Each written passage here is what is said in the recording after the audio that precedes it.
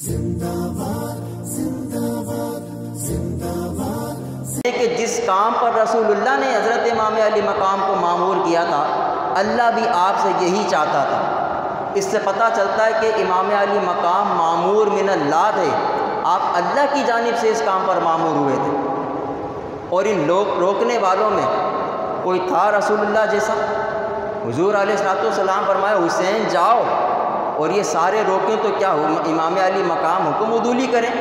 ہرگز نہیں کر سکتے تھے۔ اس لیے امام علی مقام نے اپنے سفر کو جاری رکھا، اور تمام تر صحابہ کرام کے روکنے کے باوجود آپ مکہ میں نہ رکے بلکہ کوفے جانے کے لیے روانہ ہو گئے۔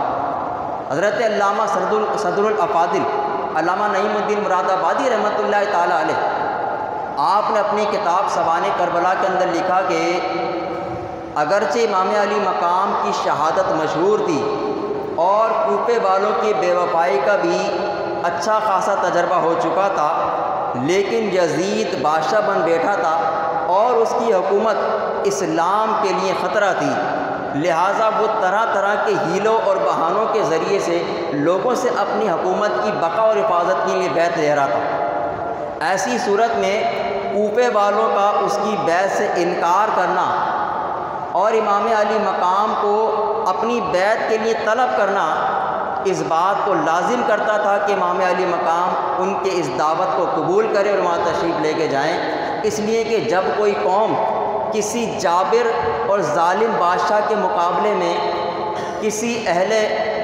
حق کو طلب کرے تو اس پر واجب ہو جاتا ہے کہ وہ ان کی بات کو سنے اور ان کی دعوت کو قبول کرے۔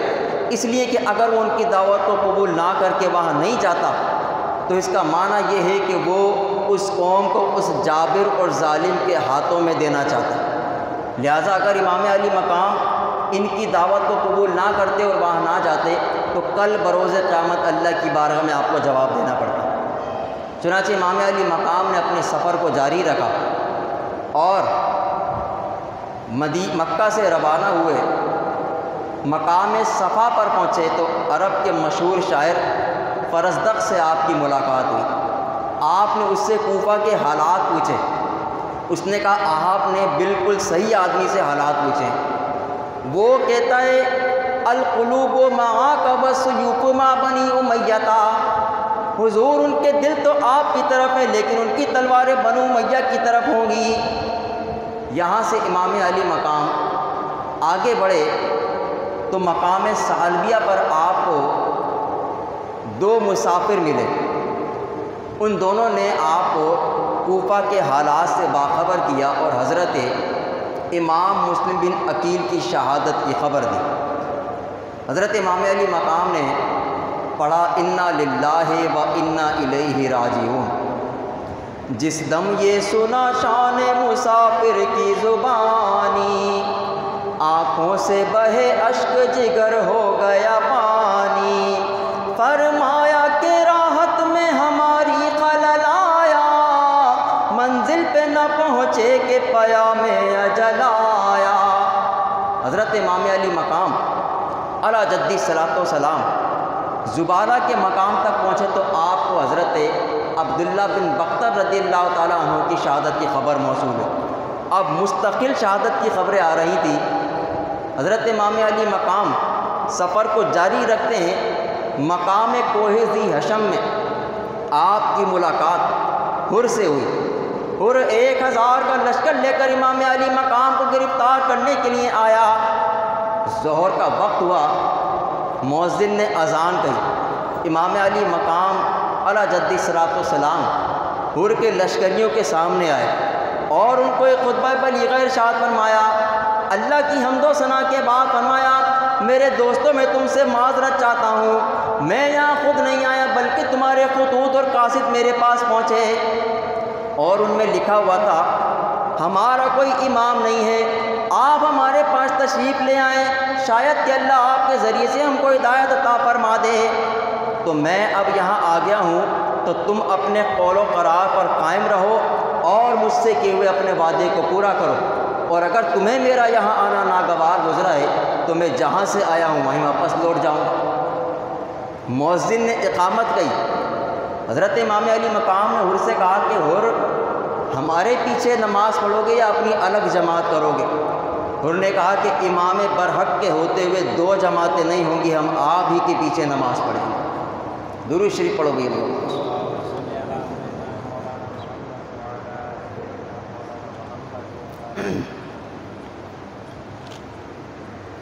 عصر کی نماز کے بعد امام علی مقام نے اپنے قافلے کو چلنے کے لیے کہا تو حر نے راستہ روک لیا۔ امام نے کہا حر تیری ماں تجھے روئے، تو کیا چاہتا ہے؟ حر نے کہا کہ اگر یہی کلمات کسی اور عرب نے میری ماں کے لیے کہے ہوتے تو میں یہی کلمات اس کے لیے کہتا، لیکن میں جانتا ہوں کہ آپ کی والدہ ماجدہ سیدہ طاہرہ ہیں اور میں ان کے لیے اس قسم کے الفاظ استعمال نہیں کروں گا، بلکہ میں ان کا ذکر اچھے الفاظوں میں کروں گا۔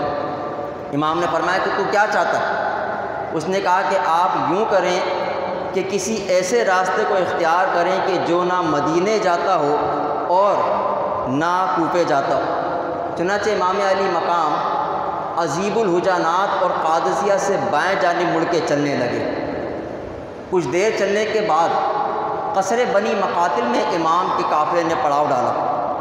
امام علی مقام کچھ دیر سونے کے بعد بیدار ہوئے۔ آپ نے 3 مرتبہ پڑھا انا للہ و انا الیہ راجعون۔ حضرت امام زین العابدین آپ کے قریب تھے۔ پوچھا ابا جان ان کلمات کے پڑھنے کی کیا وجہ ہے؟ حضرت امام علی مقام نے فرمایا بیٹا میں نے ابھی خواب میں ایک سوار کو دیکھا ہے، وہ کہہ رہا تھا کہ لوگ سفر کر رہے ہیں اور موت ان کا پیچھا کر رہی ہے۔ حضرت سیدہ زینب نے جب یہ سنا تو آپ کی آنکھوں سے آنسو جاری ہو گئے۔ آپ نے بہن کو تسلی دی۔ یہاں سے سفر کو آگے بڑھایا تو وادی نینوا میں پہنچے۔ یہاں ابن زیاد کا قاصد ملا۔ اس نے امام کو تو سلام نہیں کیا بلکہ حر کو سلام کر کے ابن زیاد کا پیغام اس کو سنایا۔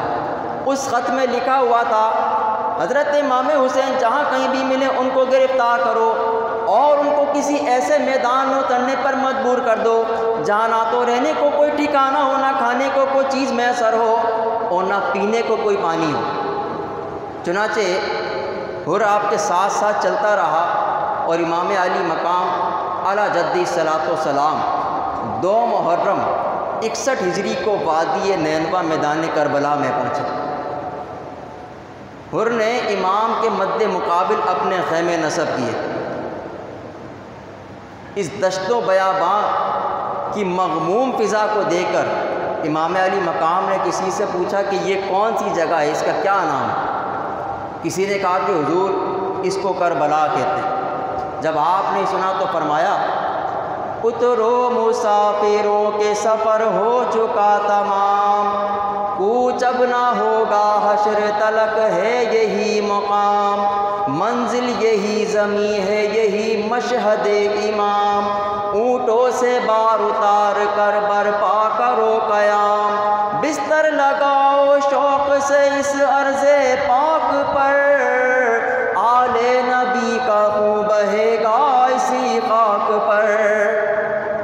حضرت امام علی اکبر رضی اللہ تعالیٰ عنہ جب آپ نے یہ سنا تو پوچھا ابا جان کیا فرما رہے ہیں؟ حضرت امام علی مقام نے فرمایا بیٹا میں نے اپنے بابا حضرت علی المرتضیٰ سے سنا، میرے بابا حضرت علی المرتضیٰ جنگ صفین سے واپسی میں اسی میدان سے گزرے۔ آپ نے پکار کے کہا یا ابا عبداللہ حسین پر رات پہ صبر کرنا۔